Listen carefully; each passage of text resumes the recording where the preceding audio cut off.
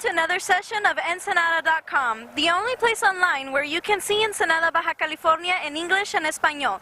This is part 1 of Wine Country in Ensenada. Welcome to the Guadalupe Valley.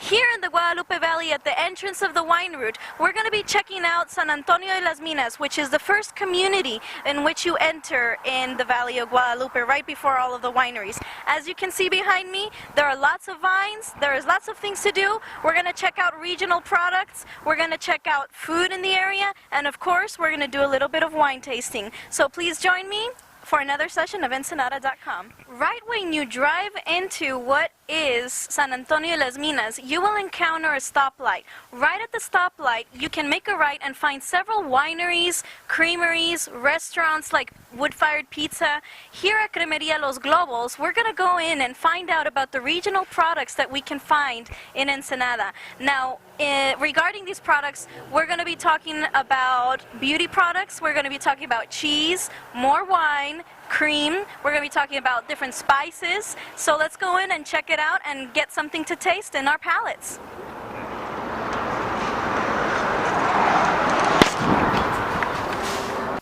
Now inside the creamery, we have my friend Anaí here, which we're visiting, and she's going to explain a couple of the cheeses, even a very weird, hairy kind of cheese that we have here. Now Anaí, what are the kind of cheeses that we're going to get to taste here in the creamery? So we have a lot of kinds of cheeses. If you want to try one dish, I recommend the chipotle cheese. Chipotle? Yes. Okay. It's a little hot. It's hot, but it's very good. It's very good. If you want a bread. And bread? The bread they make here, right? Yes. And what's this hairy cheese right there? This have rosemary. The cup of this cheese is of about rosemary, and inside have more rosemary. More rosemary. It kind of smells like it. There's also basil, like albahaca, or is it? Yes. Yeah? Oh man. I mean, this whole place. Do you like working here? Yes, a lot of. A lot. How long have you been working at the creamery? Well, 2 years. 2 years. All right. Well, everyone, now you know Anaí. Come down and visit San Antonio de las Minas and get to try all the regional products and even hairy cheeses.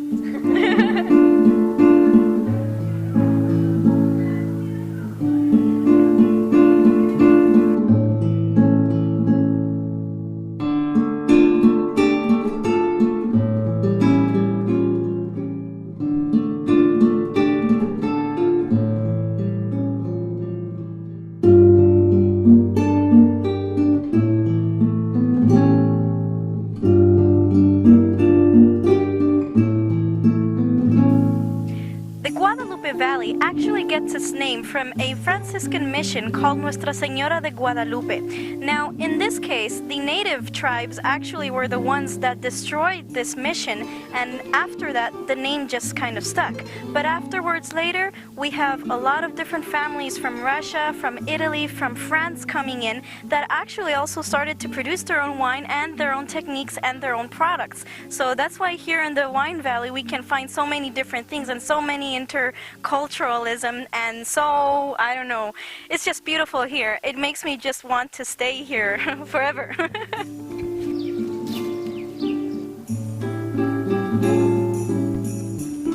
Further into San Antonio de las Minas, I am right here at Vinisterra with my friend Abram. We have met a couple times before during wine tastings and wine tours.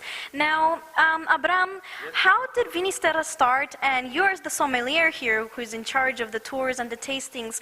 How did Vinisterra start, as well as, you know, many other wineries here in Ensenada, Baja California? Well, it all started like as a hobby.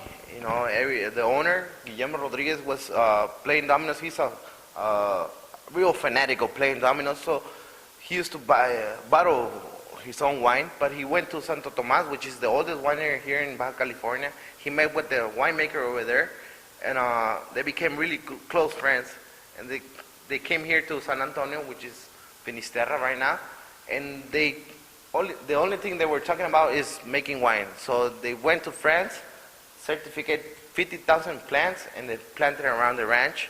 And that's how it all started, you know, like playing dominoes. I mean, the friendship became so good that domino the game of dominoes became Was the founder of the Venezuela? founder of Venezuela. That's why we have a line called Domino, which consists in 3 different labels: Domino Red, Domino White, and Domino Rosé. So right. that's our line, the first line that was made here in Venezuela in 2002. All right. Well, with permission of Mr. Macuset and Christoph Gardner. Winemaker. Hi, Mr. Christoph Gardner and Mr. Macuset. Well, we're going to go ahead and try out your wines now. Right. All right. So let's start. Thank you. Bye.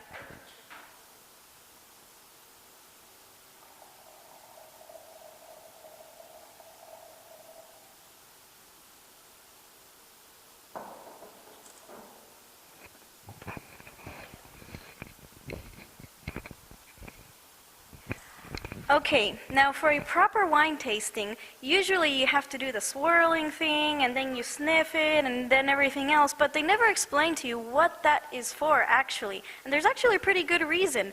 When they initially serve you a taste of wine, it's not getting drunk with the wine at the beginning, okay? It's just a taste of wine. That's why they'll measure it to this point, to where the curve of the glass just starts.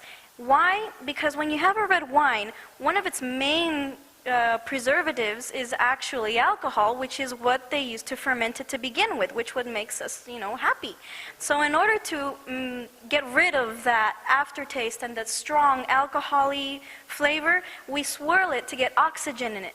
This makes it volatilize and evaporate, and it will leave what is the intention or the flavor of the wine master or the enologist who is trying to achieve that certain type of bouquet. So by swirling the glass, you evaporate the alcohol, and then you introduce your nose into the glass so you can get the full aroma of the bouquet. It's very important to take your glass by the stem. The stem is important because that way you don't leave your greasy fingers all over the glass, and also you don't change or contrast the temperature of your body from the temperature of the wine. Certain wines need certain temperatures to taste good or to taste really bad, Actually, in this case, we're going to take a little sip after the bouquet smell.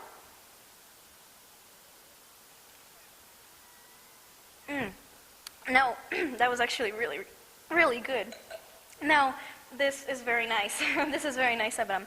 Anyway, when you swirl it around your palate, you actually have different types of tastes in your mouth that you want your tongue to perceive, You have salty, bitter, sweet. So all of that needs to go, all the wine needs to go through your different taste buds. And well, that's basic wine information 411. When we talk about Mexican wine, Ensenada is definitely the key in the country. We have in Ensenada over 98% of the wine production in all of Mexico. Now, once you start traveling or researching or just enjoying wine country, you'll find out that you don't have to go all the way out to the valleys, but also in town, if you just want to spend a nice Tuesday night, you can come to a place like this. This is called the 101, or the LOL, which stands for Laugh Out Loud, hopefully, because people are drinking wine and having a good time here. They have over 38 labels by the glass and over 100 labels to sell. So whenever you're ready to come down to Ensenada on wine country, and you don't want to go all the way out there, this is one of the places that you can come and visit. So stay tuned for part 2 in the next 2 weeks on Ensenada.com for more wine country.